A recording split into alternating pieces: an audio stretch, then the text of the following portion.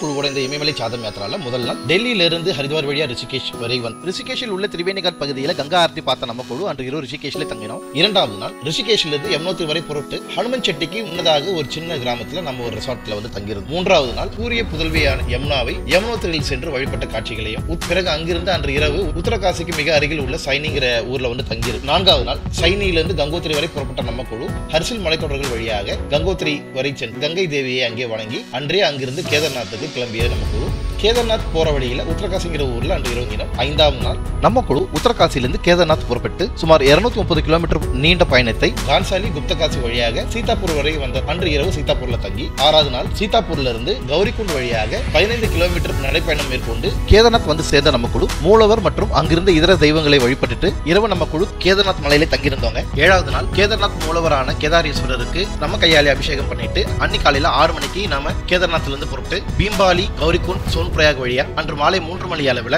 சீதாப்பூர் வந்து சேர்ந்தவங்க. நாளை காலையில பத்ரிநாத் போறதுக்காக நம்ம குழு இன்று இரவு சீதாப்பூர்ல தங்கியிருக்கோங்க. எங்க குழு இமயமலையில மேற்கொண்டுள்ள சார்தம் யாத்திரை இதுவரை பார்க்காதவங்க இந்த பக்கத்துல வலது மூலையில தெரியக்கூடிய ஐ பட்டனை அழுத்தி பிளேலிஸ்ட்ல இருந்து பகுதி 1 இருந்து 7 வரை உள்ள வீடியோக்களை பார்த்து மகிழுங்க. எங்க வீடியோ உங்களுக்கு பிடிச்சிருந்தா லைக் பண்ணுங்க, குறைஞ்சபட்சம் ஒரு ஷேராவது பண்ணுங்க, கண்டிப்பா சப்ஸ்கிரைப் பண்ணுங்க, முடிஞ்சா கமெண்ட் பண்ணுங்க.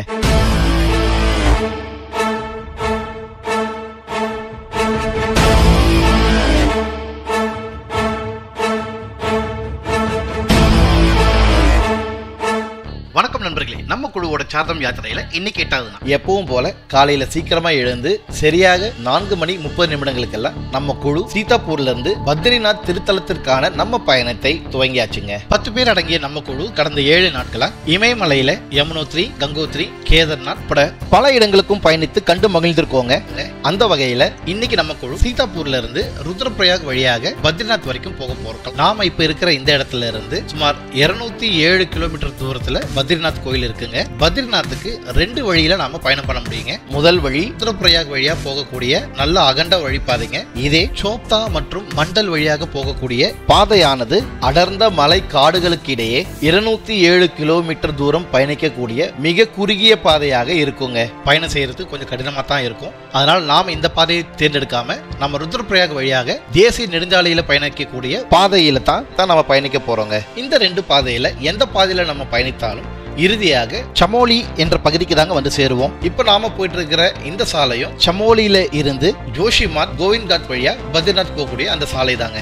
இன்னைக்கு காலையில சீதாப்பூர் நம்ம பயணத்தை துவங்கிய இடத்துல இருந்து ஒரு 30 கிலோமீட்டர் தொலைவில் குப்தகாசி இருக்குங்க. குப்தகாசியை பத்தி நாம ஏற்கனவே நம்ம பழைய வீடியோக்கள்ல நிறைய பேசியிருக்கோங்க. குப்தகாசியில இருந்து 50 கிலோமீட்டர் தொலைவில் ருத்ரபிரயாக் இருக்குங்க. இந்த பகுதியில தான் புகழ்பெற்ற மந்தாகினி நதியும் அலக்நந்தா நதியும் ஒன்றாக சங்கமிக்கிறதுங்க. ருத்ரபிரயாக்ல இருந்து 32 கிலோமீட்டர் பயணத்துல கர்ணபிரயாக் சென்றடையலாங்க. இந்த பகுதியில அலக்நந்தா நதியும் பிண்டாரங்கிற நதியும் ஒன்றாக சங்கமிக்குதுங்க. கர்ணபிரயாக்ல இருந்து 20 கிலோமீட்டர் தொலைவில் நந்தபிரயாக் இருக்குங்க. இந்த பகுதியில நந்தாகினிங்கிற நதியும் அலக்நந்தா நதியும் ஒன்றாக சங்கமிக்குதுங்க. இந்த பகுதியில இருந்து 19 கிலோமீட்டர் தொலைவில் சமோலி இருக்குங்க. சமோலியில இருந்து ஜோஷிமார்க் கோவிந்த்காட் வழியாக பத்ரிநாத் செல்லலாம். நாம போகக்கூடிய இந்த வழியில புகழ்பெற்ற குப்தகாசி, ருத்ரபிரயாக், கர்ணபிரயாக் ஆகிய பகுதிகளை எல்லாம் பார்த்த மாதிரி தேசிய நெடுஞ்சாலை வழியாக 247 கிலோமீட்டர் பயணம் செய்ய வேண்டியதா இருக்குங்க. இந்த குப்தகாசி பகுதியில தான் சோப்தா மண்டல் வழியாக போகக்கூடிய சாலையும் ருத்ரபிரயாக் வழியாக போகக்கூடிய சாலையும் இரு பிரிவுகளாக பிரியுதுங்க. குப்தகாசியிலிருந்து சோப்தா மண்டல் வழியாக செல்லக்கூடிய சாலையில 23 கிலோமீட்டர் பயணித்தோம்னா உக்கிமாத் பகுதியை சென்று சேரலாங்க. நம்ம குழுவோட இமயமலை சாதம் யாத்திரை பயணங்கள் குறித்து 7 பாகங்களாக வெளியிடப்பட்டுள்ள காணொலியை பார்த்தவங்களுக்கு குப்தகாசி மற்றும் உக்கிமாத் பகுதிகளின் முக்கியத்துவங்கள் என்ன என்பது தெரிந்திருக்குங்க. ஒருவேளை நீங்க பார்க்காம இருந்தீங்கன்னா உங்களுக்காக அதன் சிறப்பம்சங்கள். குருஷேத்திர போரில் பாண்டவர்கள் தங்களால் இந்த போரில் பல உயிர்கள் பலியானதை எண்ணி மனம் வருந்திய நிலையில் தாங்கள் செய்த பாவங்கள் மன்னிக்கப்பட வேண்டுமாயின் ஈசனை வேண்டி மோட்சம் பெறுவதே தீர்வு என்று தெரிந்து கொண்டு ஈசனை தரிசிக்க பாண்டவர்கள் காசி வரை புறப்பட்டு சென்றார்கள். பாண்டவர்களின் எண்ணத்தை முன்கூட்டியே அறிந்து கொண்ட சிவன் பாண்டவர்களை மன்னிக்க மனமில்லாமல் நந்தியின் ரூபம் எடுத்து தான் இருக்கும் காசியிலிருந்து குப்தகாசி என்ற பகுதிக்கு இடம்பெயர்ந்து மறைந்திருந்தார். ஈசனின் இச்செயலை அறிந்த பாண்டவர்கள் காசியிலிருந்து அவரை தேடி குப்தகாசி வரையும் சென்றார்கள். நந்தியின் ரூபத்தில் இருக்கும் சிவபெருமானை உணர்ந்த பாண்டவர்களின் ஒருவரான பீமர் அந்த நந்தியை பிடிக்க முயலும் பொழுது பீமரின் பிடியில் இருந்து விலகி தன் உடல் முழுவதும் மண்ணுள் புதைய செய்தார் சிவபெருமான். இந்த நிகழ்வுகள் அனைத்தும் இந்த குப்தகாசி பகுதியிலேயே நடைபெற்று என்பது புராணங்கள் மூலமாக நாம் அறிந்து கொள்ளலாம். மேலும் இங்கே உள்ள விஸ்வநாதர் மற்றும் அர்த்தநாரீஸ்வரர் ஆலயங்களும் புகழ்பெற்றவையாகும். உக்கிமாத் பகுதியானது பஞ்சநாத் என்று அழைக்கப்படும் கேதார்நாத், மத் மகேஸ்வர், துங்கநாத், ருத்ரநாத், கல்பேஸ்வர் அனைத்து திருத்தலங்களிலும் குளிர்காலம் வந்தவுடன் மூடப்படும் நிலையில் கேதார்நாத் ஆலயத்தின் பஞ்சமுக உற்சவமூர்த்தியும் மத் மகேஸ்வர் ஆலயத்தின் உற்சவமூர்த்திகளும் இந்த உக்கிமாத் பகுதியில் உள்ள ஓம்காரீஸ்வரர் கோயில்களுக்கு குளிர்கால வழிபாட்டிற்காக அழைத்துச் செல்லப்படுகிறார்கள். அடுத்த வருடம் மே மாதம் இவ்விரு கோயில்களுக்கான உற்சவமூர்த்திகள் அந்தந்த கோயில்களுக்கு மீண்டும் ஊர்வலமாக அழைத்துச் செல்லப்படுகின்றார்கள். உக்கிமாத்திலிருந்து சுமார் 21 கிலோமீட்டர் தொலைவில் தான் சோப்தாங்கிற ஒரு நகரம் இருக்குங்க. சோப்தா பகுதியை செல்லமா மினி சுவிட்சர்லாந்து ஆஃப் உத்தரகாண்ட் கூட அழைக்கிறாங்க. அந்த அளவுக்கு அவ்வளவு ரம்மியமான ஒரு பகுதிங்க அது. இயற்கை எழில் கொஞ்சம் அந்த மலைப்பகுதியானது பஞ்சநாத் என்று அழைக்கப்படும் ஆலயங்களில் துங்கநாத் ஆலயத்திற்கு செல்வதற்கான மலை அடிவாரம் தான் இந்த சோப்தா பகுதிங்க.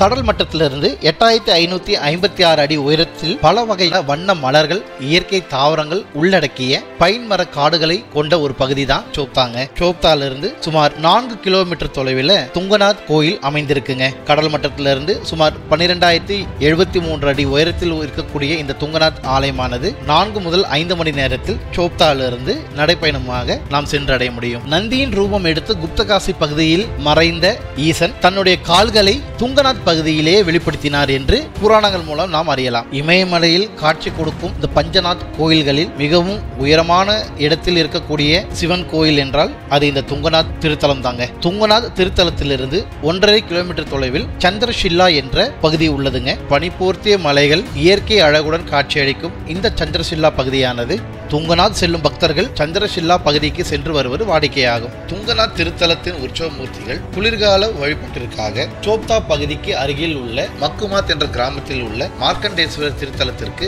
அழைத்து வரப்படுகிறார். மீண்டும் அடுத்த வருடம் மே மாதம் 1ஆம் வாரங்களில் துங்கநாத் கோயிலுக்கு ஊர்வலமாக அழைத்து செல்லப்படுகிறார்.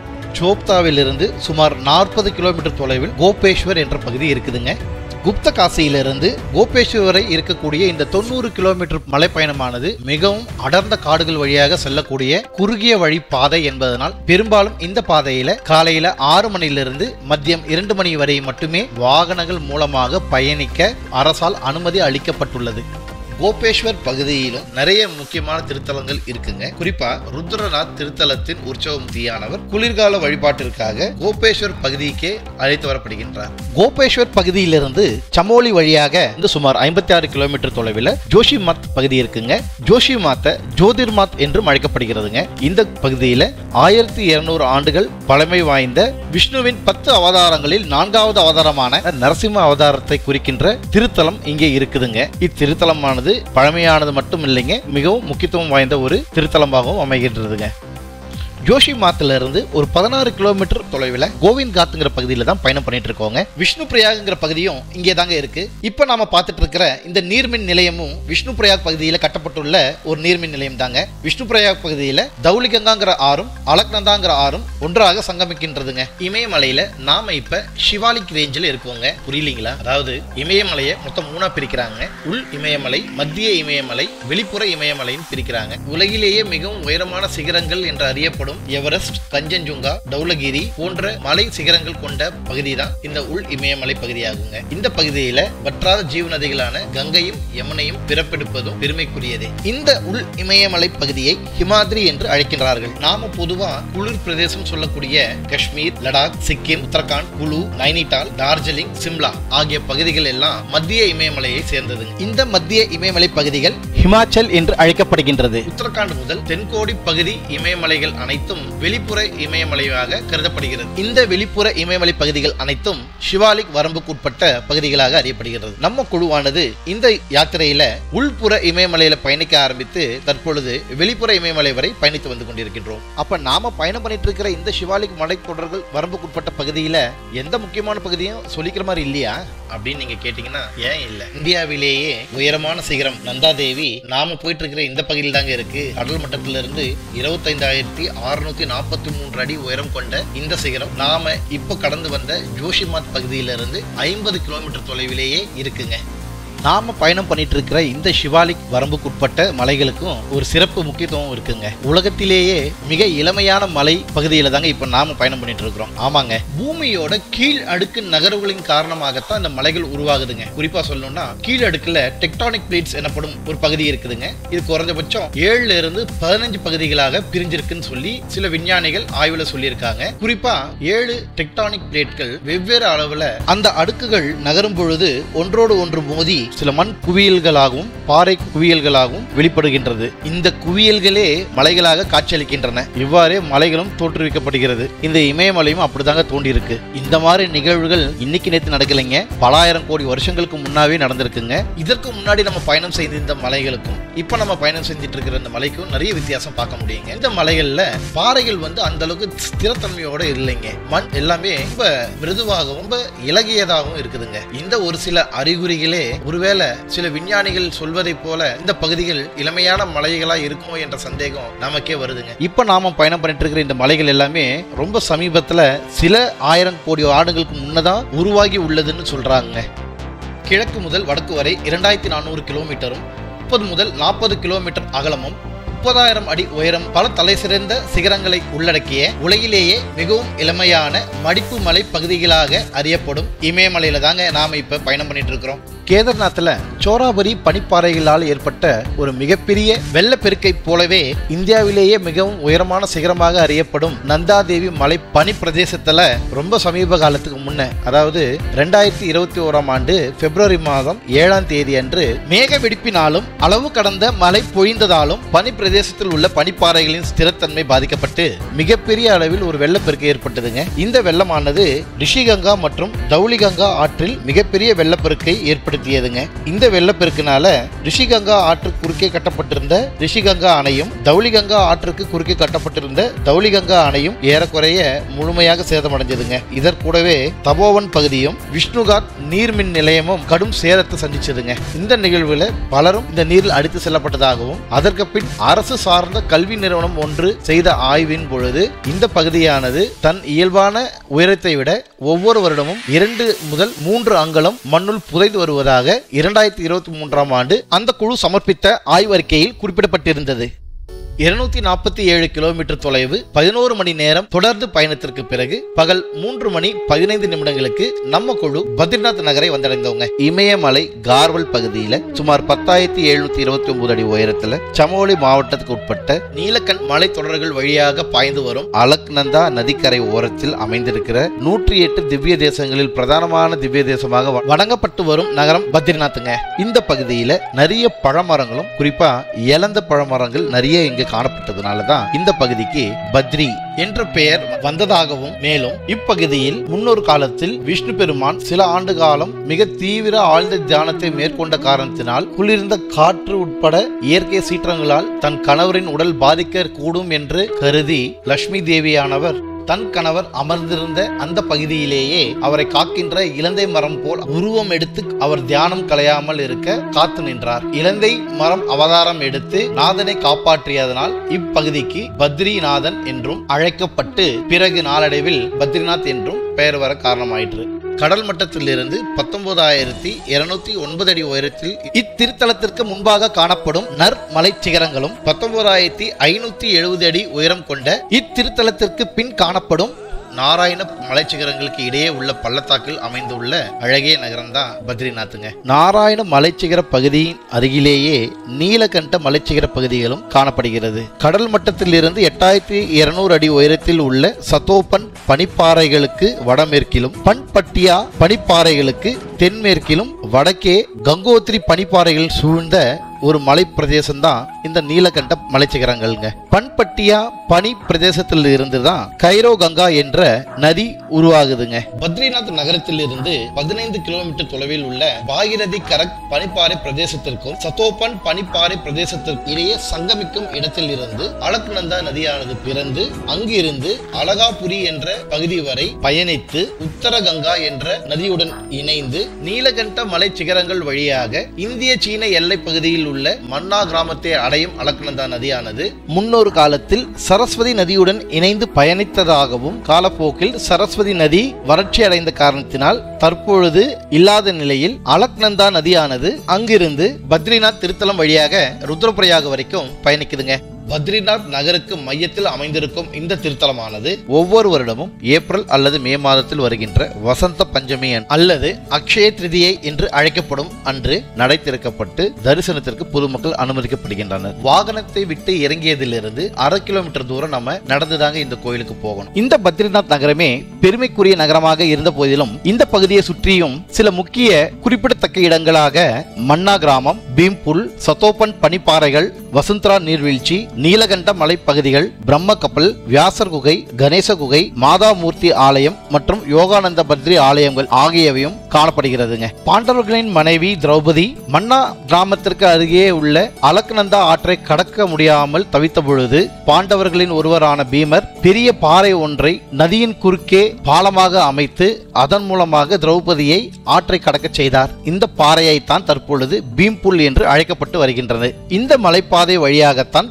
பாண்டவர்கள் சொர்க்கத்திற்கு சென்றடைந்தார்கள் என்று புராணங்கள் மூலமாக தெரிவிக்கப்படுகின்றது. பீம்புல் பகுதியிலிருந்து 4 கிலோமீட்டர் தொலைவில் வசுந்தரா நீர்வீழ்ச்சி காணப்படுகிறது. சதோபன் பனி பிரதேசம் மற்றும் நீலகண்ட மலை பகுதிகளில் பெருக்கெடுத்து ஓடும் நீரானது இயற்கையாகவே உருவாகியுள்ள 400 அடி உயரத்தில் இருந்து பாய்ந்து புகழ்பெற்ற வசுந்தரா நீர்வீழ்ச்சியாக பெயர் பெற்று மேலும் இங்கிருந்து அலக்நந்தா நதியுடன் கலந்து பத்ரிநாத் வழியாக பாய்கிறது. சதோபன் பனி பிரதேசத்திற்கும் நீலகண்ட பனி பிரதேசத்திற்கும் அடர்ந்த காடான லட்சுமி வனத்தின் வழியாக பொதுமக்கள் சென்று வர அரசால் அனுமதி அளிக்கப்பட்டுள்ளது.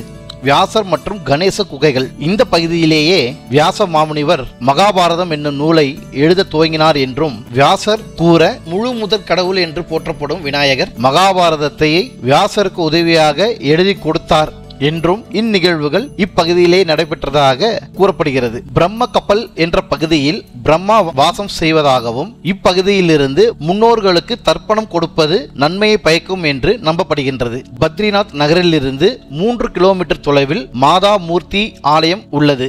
இந்த ஆலயத்தில் காட்சி கொடுக்கும் மூலவரானவர் பத்ரிநாதரின் தாயார் என்று புராணங்கள் மூலமாக தெரிவிக்கப்படுகிறது. அலக்நந்தா நதியை கடந்து பத்ரிநாத் திருத்தலத்திற்கு அருகில் சென்றோமானால் 2 குளங்கள் காட்சி அளிக்குதுங்க. ஒன்று நாரதர் குண்டு என்றும் மற்றொன்று தபத் குண்டு என்றும் அழைக்கிறார்கள். கோவிலுக்கு நேரே கீழ்ப்புறமாக நாரதர் குன்றும் வலதுபுறமாக தபத் குன்றும் காணப்படுகின்றது. இந்த 2 குளங்களிலுமே இயற்கையாகவே வெந்நீர் ஊற்று பெருக்கெடுத்து பாய்கின்றதுங்க. நாரதர் குண்டு நாரத முனிவர் ஏறக்குறைய 6000 ஆண்டுகளாக தவம் செய்தார் என்றும் இந்த குளத்தில் இருந்துதான் பத்ரிநாத் கோயிலுக்கான மூலவரை ஆதி சங்கராச்சாரியார் கண்டறிந்தார் என்றும் தகவல்கள் தெரிவிக்கின்றன. கோயிலுக்கு வலதுபுறமாக தபத் குண்ட் இருக்குதுங்க. இந்த குளம் அக்னி தேவருடைய நிரந்தர வாசஸ்தலமாக கருதப்படுகின்றதுங்க. இந்த 2 குளங்களிலுமே வருடத்தில் 365 நாட்களும் குறைந்தபட்சம் 40 டிகிரியும் அதிகபட்சமாக 55 டிகிரி வெப்பநிலையில் வெந்நீரானது ஊற்றுகளிலிருந்து வெளிப்படுகின்றன.